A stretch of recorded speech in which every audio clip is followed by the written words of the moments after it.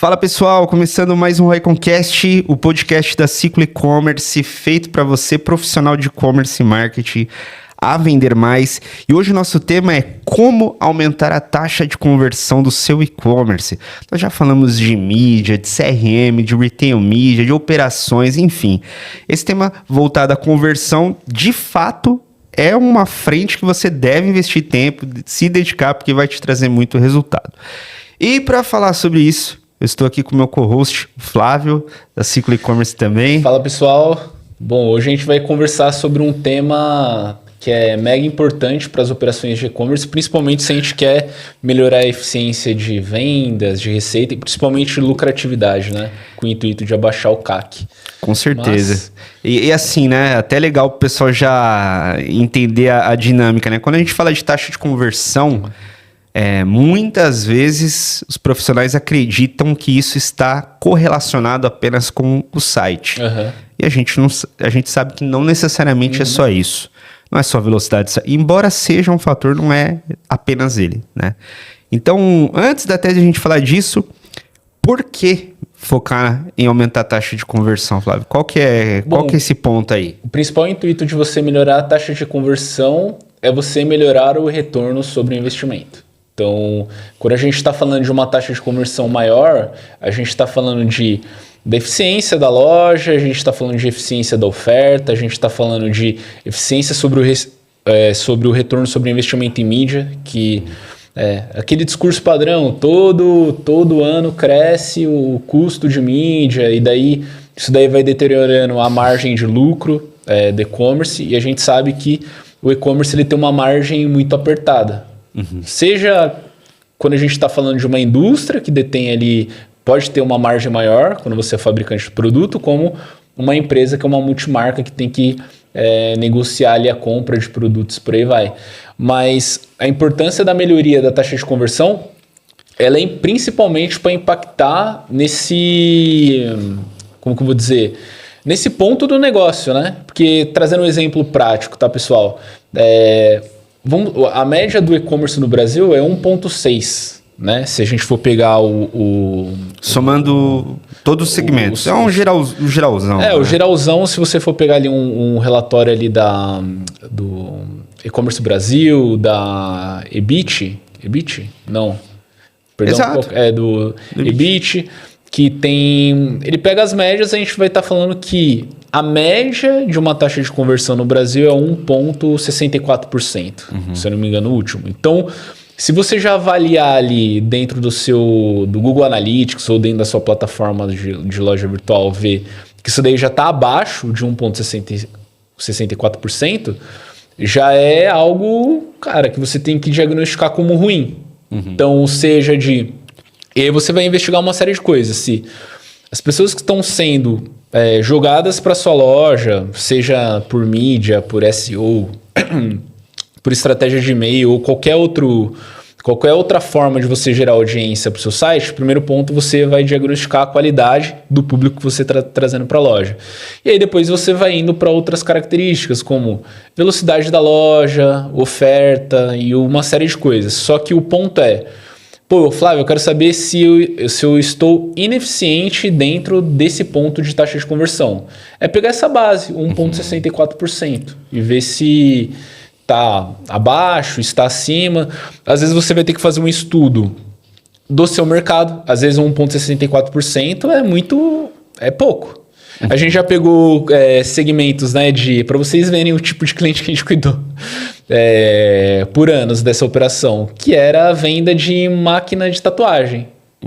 Você lembra a maquininha de tatuagem? Lembro, extremamente inchado. Era 8% a taxa de conversão. Exato. Eu lembro, são alguns e-commerce são muito fora da curva, né? A gente nem até usa como um parâmetro geral, porque é tão nichado e muitas vezes até em volume de competidores online, não se tem tantos quanto em alguns segmentos com maior competitividade e produtos para massa, né? E aí eu vejo assim, algumas hipóteses, né, tá, para o pessoal conseguir avaliar nessa operação. O primeiro pilar que a gente olha, que é o pilar de tráfego, a gente não olha só o volume de tráfego que chega. eu acho que é importante olhar também o quão engajado é aquele público. Que é uma métrica principal hoje do GA4 que ele traz, né? Que Você pode ver o tempo de engajamento que o público que está vindo daquele canal tem no site, né?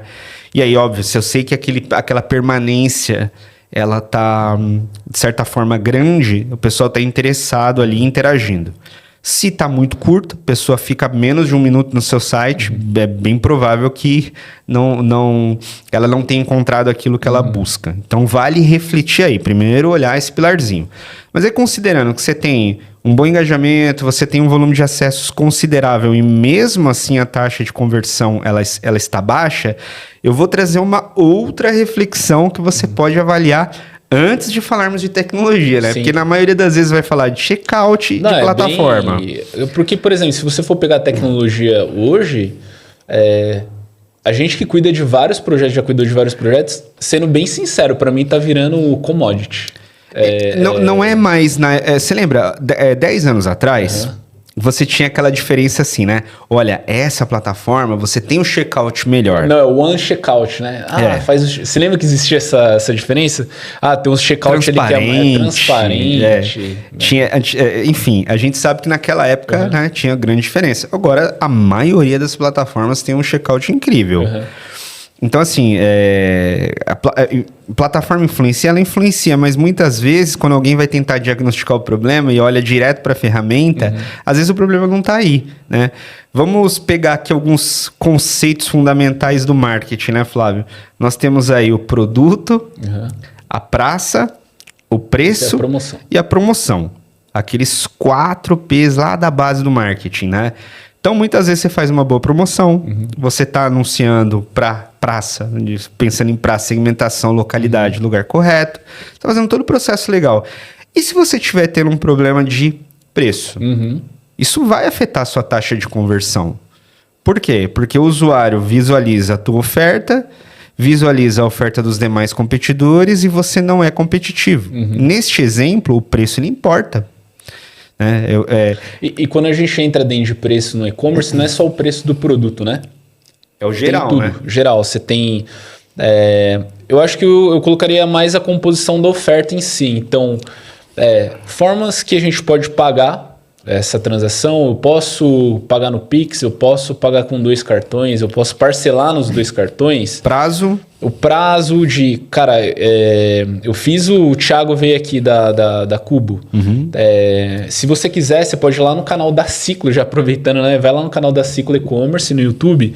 Tem um webinar que eu fiz com o Thiago da Cubo, que ele fala um pouquinho sobre as formas de aumentar a taxa de conversão com a logística. Que o principal mote logística hoje, pro e-commerce, ela é uma das principais ferramentas de marketing. Para o quê? Para você ter um diferencial ali no tempo de entrega, quanto também no preço desse frete. Porque no Brasil, o principal fator dos consumidores olhar para uma compra online é o frete da loja. Então, quando a gente entra dentro disso, esquece um pouco tecnologia e vamos olhar um pouquinho para a composição da oferta. Se a gente tem condições de pagamento melhor, aí depois a gente entra em questão de precificação do produto. Tem ferramentas que fazem isso da forma correta, acho que a Precifica, a Preço Certo também são ferramentas que fazem. São ferramentas que fazem benchmarking da sua loja. A gente está fazendo publicidade aqui, mas... são pessoas que a gente já... Não, mas são soluções importantes. São soluções importantes de mercado, mas caso você não conheça, né? Porque às vezes o gestor ele faz na mão, né? Ele dá aquele Google... tá o preço e vai indo. Essas tecnologias elas podem monitorar para você de forma automática. E você e dá para criar regras, né? Até onde você chega de preço no marketplace, no seu site próprio, numa categoria, para obviamente você não ter prejuízo, né? Eu acho que quanto maior for o volume de produtos disponíveis e maior o fator preço é o fator decisivo. Precisa monitorar isso muito bem. Mais tecnologia talvez seja importante nesse caso. Então esse é um ponto legal, pessoal, da gente refletir, tá? Questão de produto, questão de prazo, composição, igual o Flávio falou, composição da oferta. Então, se você tem uma oferta boa, isso afeta a taxa de conversão. E quando a gente vai para produto, principalmente, a gente que lida muito com e-commerce de luxo, público de classe A, B. Esse cliente, eles têm a questão do preço ali e tal, mas ele olha muito para a exclusividade daquele produto.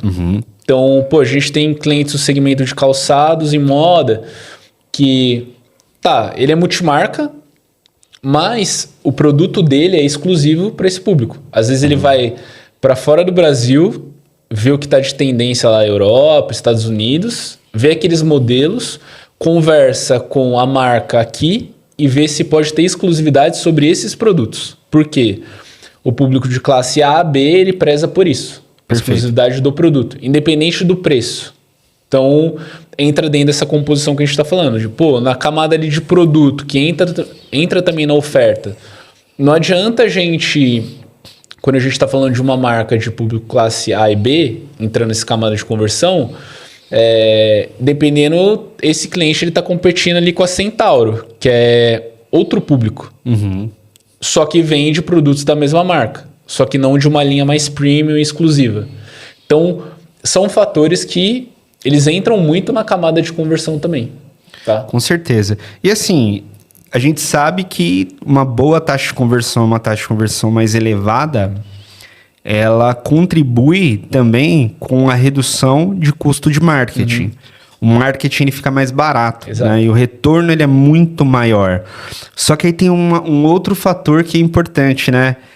Não adianta também você ter uma taxa de conversão extremamente alta, e aí é por isso que a gente costuma dizer que é importante uma análise dos indicadores de maneira conjunta. Porque é o seguinte, você pode ter uma taxa de conversão incrível, que ultrapasse, chegue nesses 8% que o Flávio falou.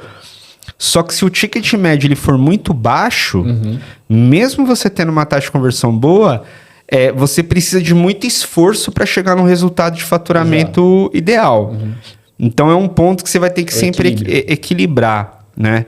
E assim... Mas tudo entra na composição da oferta, né? Com certeza.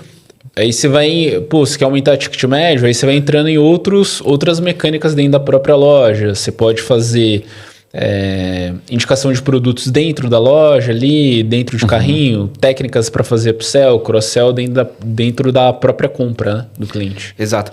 E ainda sobre taxa de conversão, vamos tocar num outro assunto que é legal pro pessoal. Existe a taxa de conversão geral da loja, existe as taxas de conversão nas origens de mídia. Então, cada origem de mídia, você tem uma performance diferente, tá? É um caminho também nós pensarmos em fontes de aquisição que contribuam para elevar essa taxa de conversão? Tem algum exemplo legal para trazer? É até importante fazer essa análise diferente. Então, que nem se você for ali dentro do próprio Analytics, que é a ferramenta mais popular dos gestores analisarem. Uma forma dentro do próprio canal, você criar segmentos de análise diferentes. Então, por exemplo, vou pegar um meta e vamos supor que eu parametrize lá tudo certinho, as UTMs e por aí vai. O que eu vou precisar analisar? Eu posso criar segmentações de análise diferentes da ferramenta. Então, eu vou analisar campanhas de topo de funil. Eu já sei que a taxa de conversão vai estar horrível, porque o objetivo daquela campanha para gerar alcance e direcionar usuários para tráfego, ele não vai ser tão alto quanto, por exemplo, na hora que eu clusterizar uma campanha de remarketing.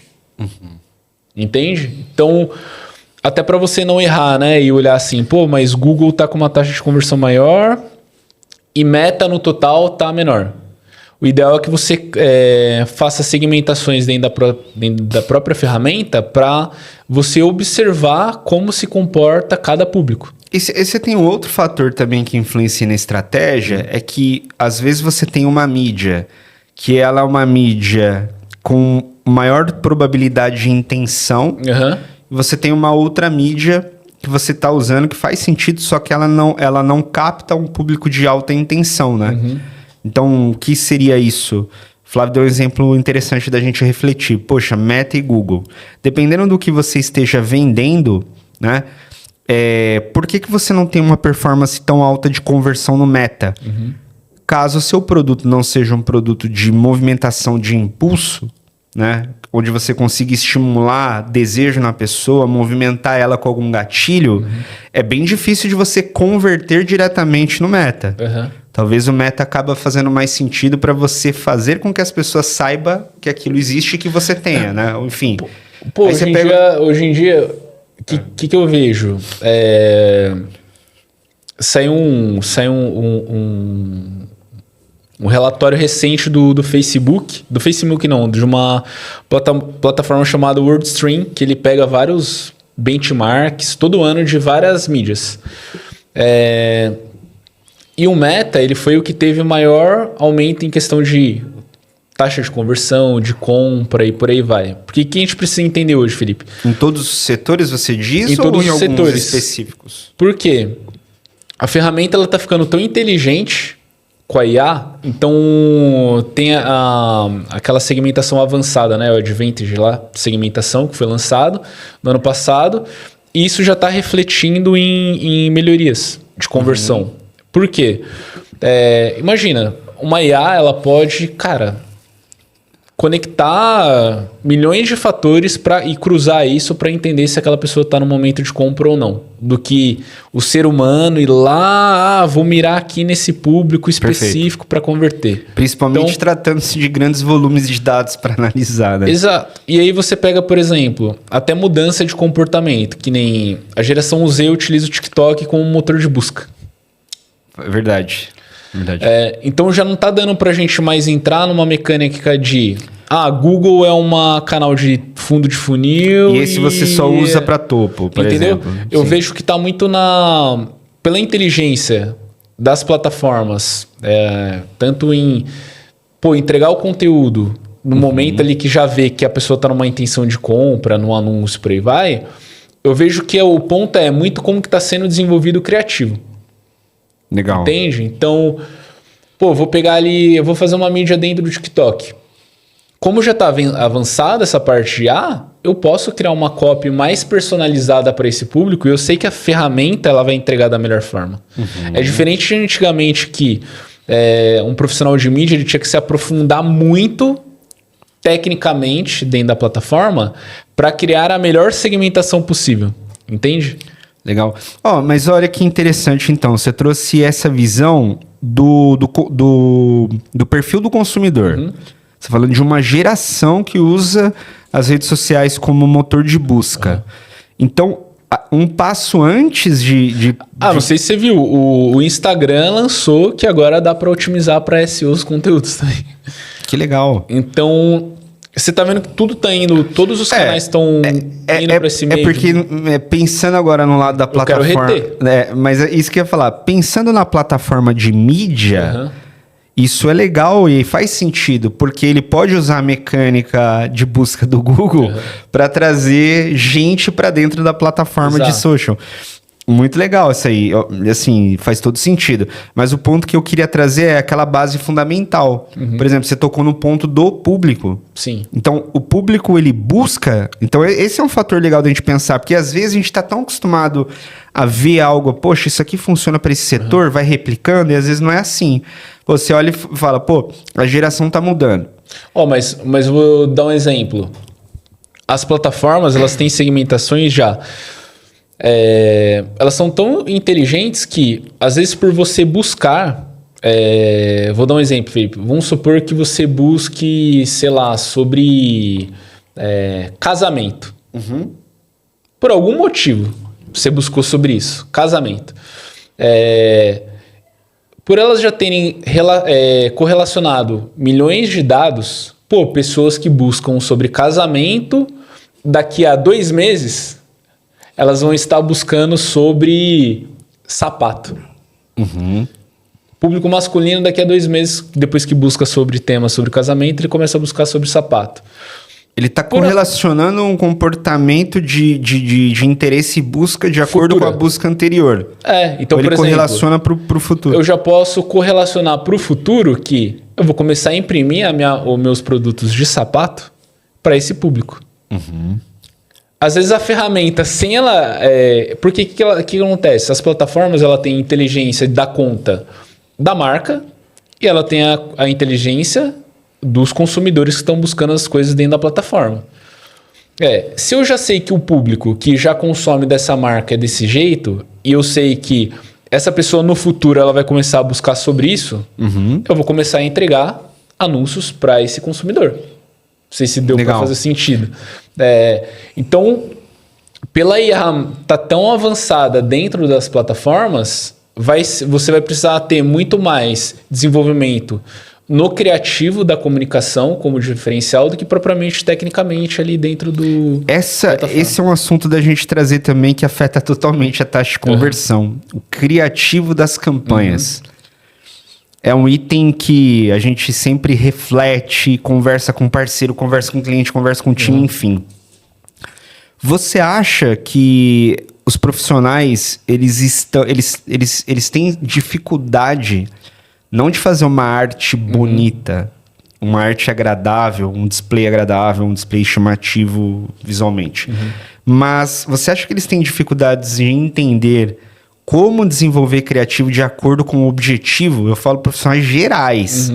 Porque eu não estou falando de design, tá? Estou falando assim, olha, aqui a gente tem um objetivo de fazer essa marca ser mais conhecida. Eu não estou inicialmente com o objetivo de vender alguma coisa. Não quero transacionar agora. Eu percebo que para alguns profissionais fica um pouco difícil de entender isso, né?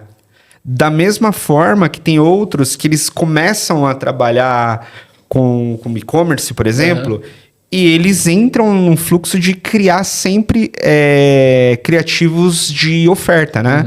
Compondo produto, preço e prazo e o que for, enfim. Então, assim, quando fala de criativo, o que é um criativo diferente que o gestor precisa pensar em desenvolver fora do que a maioria das empresas fazem hoje? Cara, hoje em dia tem um formato de criativo que é o que mais performance, que é o criativo UGC, que é o formato que é desenvolvido pelos próprios consumidores. Então, Detalha um pouco mais isso. É um formato de conteúdo, por exemplo. Pô, eu comprei aqui um produto aqui do Felipe e eu gravo e posto isso nas redes sociais. Perfeito. É como se fosse um... Como se fosse um unbox ali, o review, seja lá o que foi. É um formato utilizado, é um que performa mais. Por quê? Você está tendo prova social sobre a utilização do produto. Legal. E, querendo ou não, dependendo de quem está usando o produto, você gera autoridade. São influencers, se alguém do tipo. Mas, no sentido geral, e é um provocativo para, cara, todos os profissionais de marketing. Que é, para você ser bom em gerar criativo, você precisa produzir criativo. Em qual sentido? Você precisa ser um produtor de conteúdo, no final das contas. Que nem eu não vejo nada melhor do que alguém produzir um conteúdo para rede social do que você contratar um influencer. O influencer ele consegue criar um criativo muito melhor do que um cara sentado numa cadeira num departamento de marketing.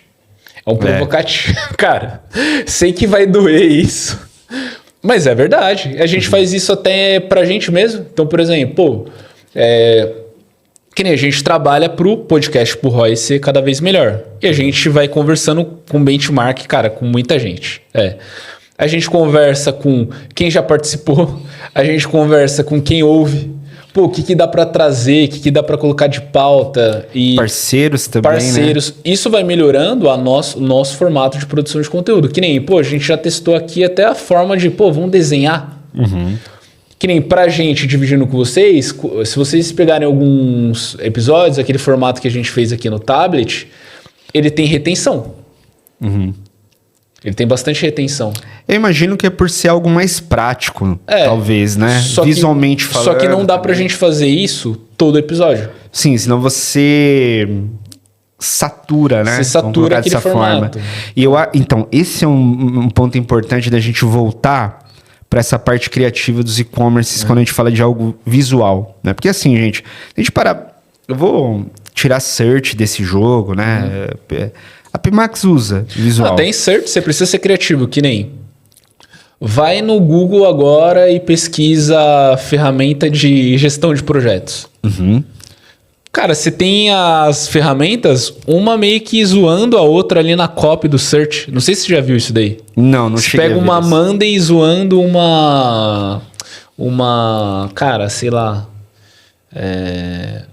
um ClickUp da vida. Certo. Uma fica zoando a outra ali na copy. Isso daí chama atenção. Então você pode ser criativo dessa forma também. É um formato, né? Mas o criativo, ele chama atenção. É isso daí que barateia a mídia também para ter uma maior conversão, né? Eu acho que assim, acho não, certeza, né? Hoje é tanta informação que a gente tem no nosso dia, principalmente se você... Poxa, as pessoas estão trabalhando no dia a dia, né? O pouco que elas pegam, abrem ali um Instagram, um Facebook ou um TikTok, a informação ela tem que ser muito simples de entender. Por quê? Se a gente criar algo muito complexo para tentar chamar atenção naquele pouquinho daquele segundo ali, cara, é muito difícil de você prender. É óbvio, né? Que agora, indo para produto, algumas empresas elas têm algumas vantagens, na minha opinião.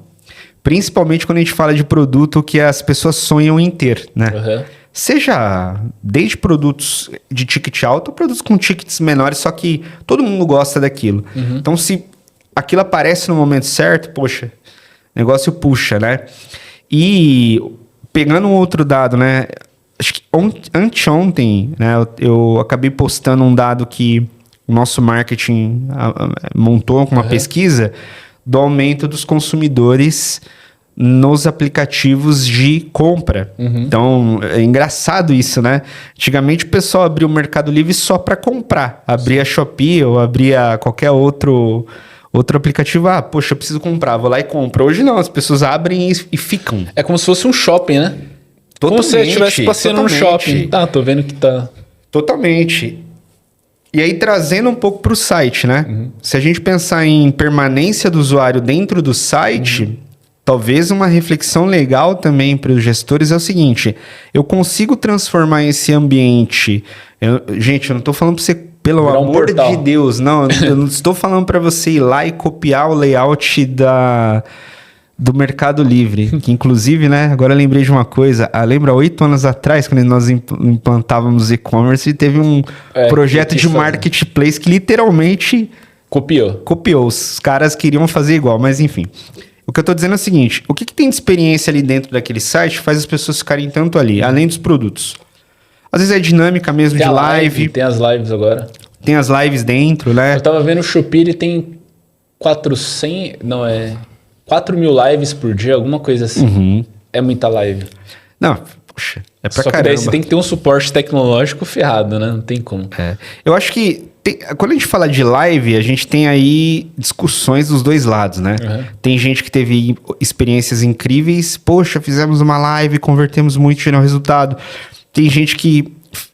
tem empresa que faz live, dá muito acesso, dá muito view, só que o resultado não é o que esperava. E eu gosto de pensar sempre o seguinte, independente se aconteceu ou não as duas coisas, a gente pelo menos entender se isso ajudou mais gente a buscar a nossa empresa e a nossa marca ao longo do tempo. Exato. Não, e assim, tem que ter a constância, né? Então, por exemplo, vai fazer live, não vai fazer um dia, né? Faz todos os dias, por um tempo, mensura, vê às vezes qual horário dá certo, qual não dá certo. Eu acho que tem... todos esses pontos que tem que ser analisados antes. Porque, assim, é algo que já é tendência, né? Fazer live dentro do e-commerce ou fora do e-commerce em alguma plataforma. E eu vejo que no mercado de consumo mesmo, você tem assuntos extremamente interessantes. Cara, vamos pegar o exemplo aqui, né? O que a gente faz? Nosso assunto é interessante, ele é interessante para quem atua na área.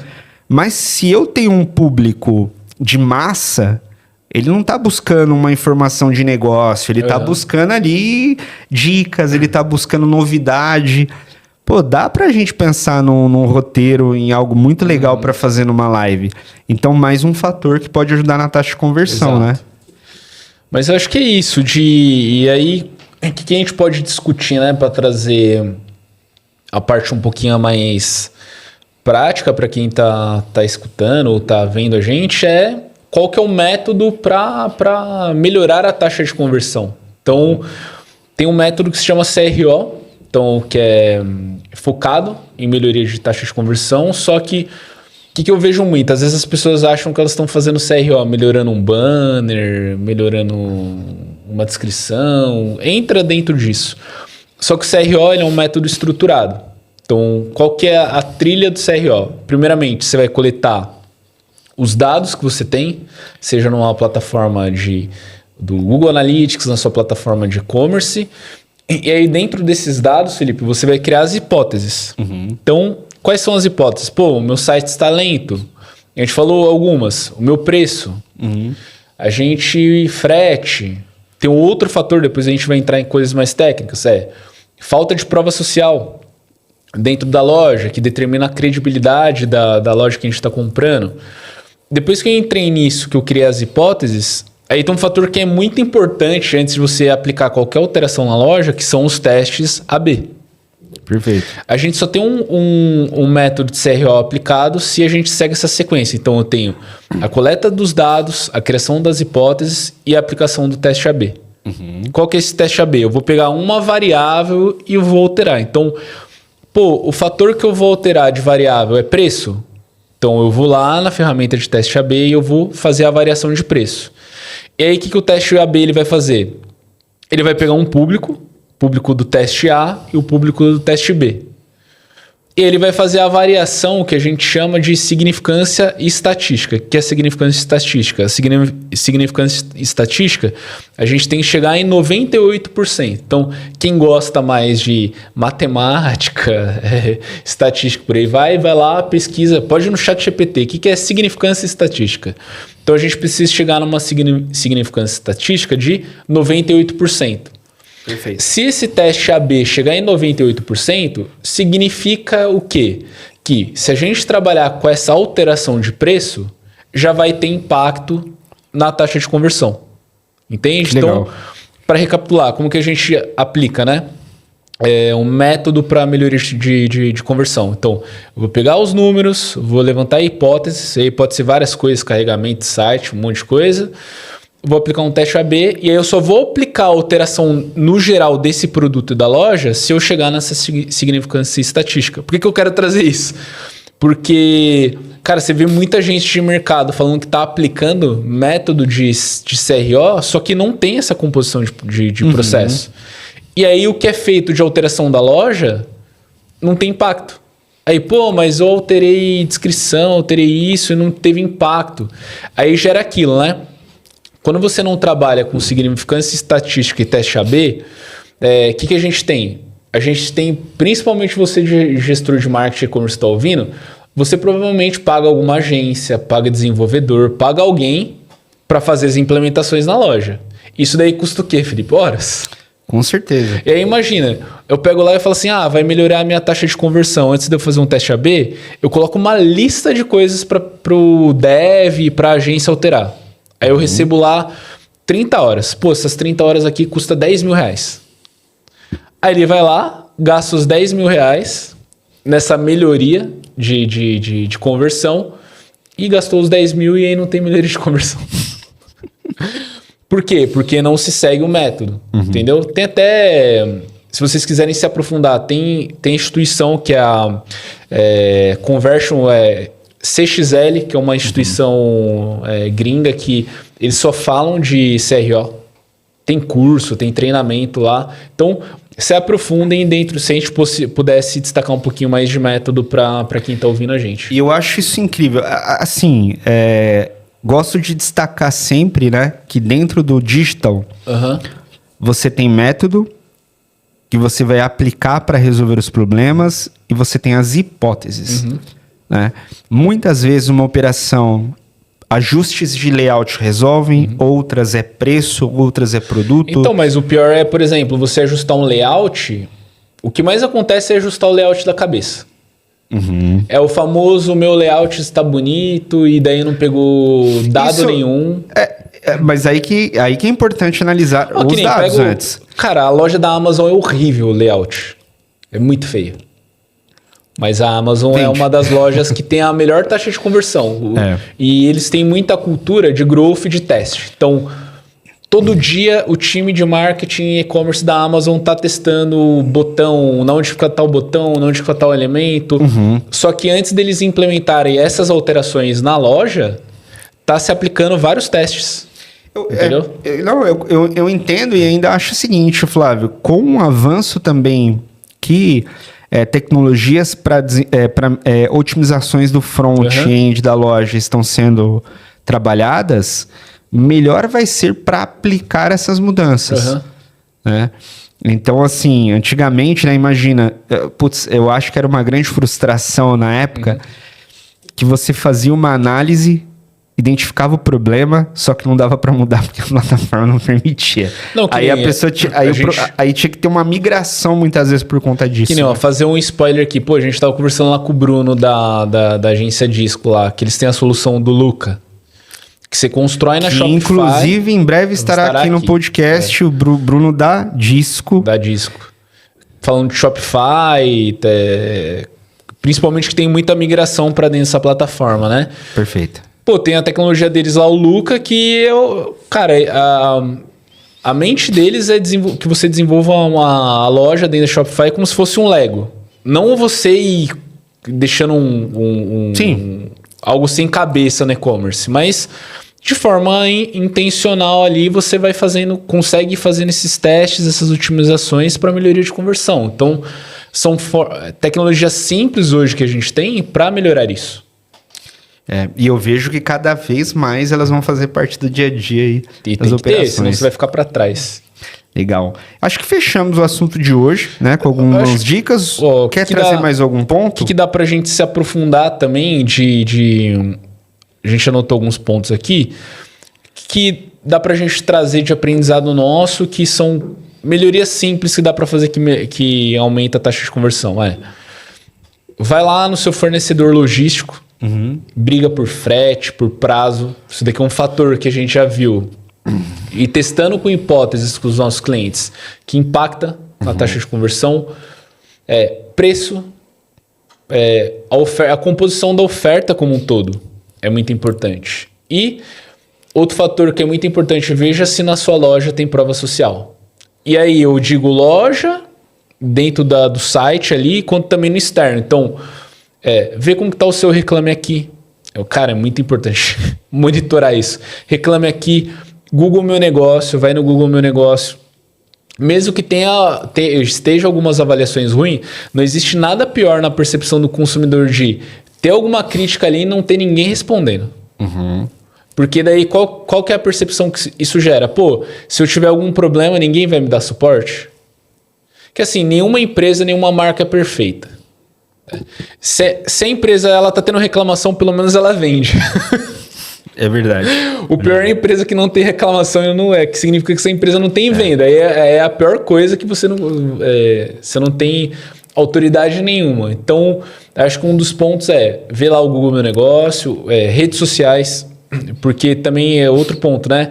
Algum consumidor ali perguntando de alguma entrega, de algum prazo e não tendo resposta. Então, eu olharia esses fatores, né?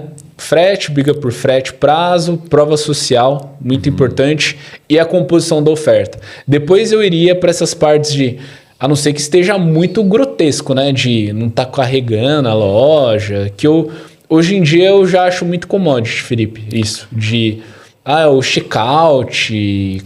Não, igual a gente falou no início. Hoje, antigamente era muito comum, dar pau em checkout. Exato, assim, hoje evoluiu tanto, né? Que de fato, muitas marcas de plataformas, elas são similares em qualidade. Tem muita plataforma boa. E tem até as menores que brigam com as maiores em questão de funcionalidade. Exato. Também. E assim, eu vejo, né, até essa questão de plataforma, que a gente estava conversando com o Bruno, né, também. Essa movimentação comercial, cada vez mais elas atreladas a um percentual do giro de venda, né, da mercadoria, do que necessariamente mensalidade ou nos aplicativos. Então eu vejo que cada vez mais o lojista ele vai ter uma infinidade de recursos para usar. É questão de querer entender aquilo, fazer acontecer e usar, né? O gestor também, né? Quer dar o call to action final aí? Com certeza. Não falei no começo, mas estou falando agora para vocês que estão nos ouvindo.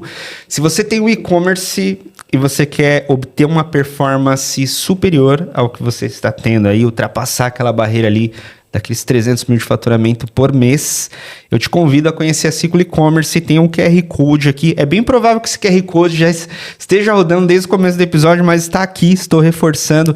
Acessa ele porque você vai ter acesso ao nosso site, as nossas soluções, os cases.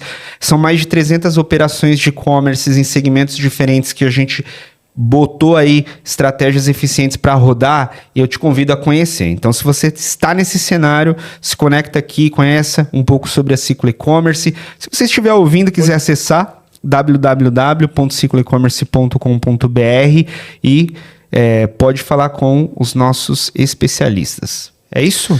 Beleza. Se você quer algum outro, quer que a gente convide alguém, se você quer que a gente entre mais aprofundado em algum outro tema, não esquece de deixar o seu comentário aqui nesse vídeo. E para receber mais conteúdos, se inscreve no nosso canal, coloca o sininho aí para receber no seu e-mail. E eu acredito que é isso.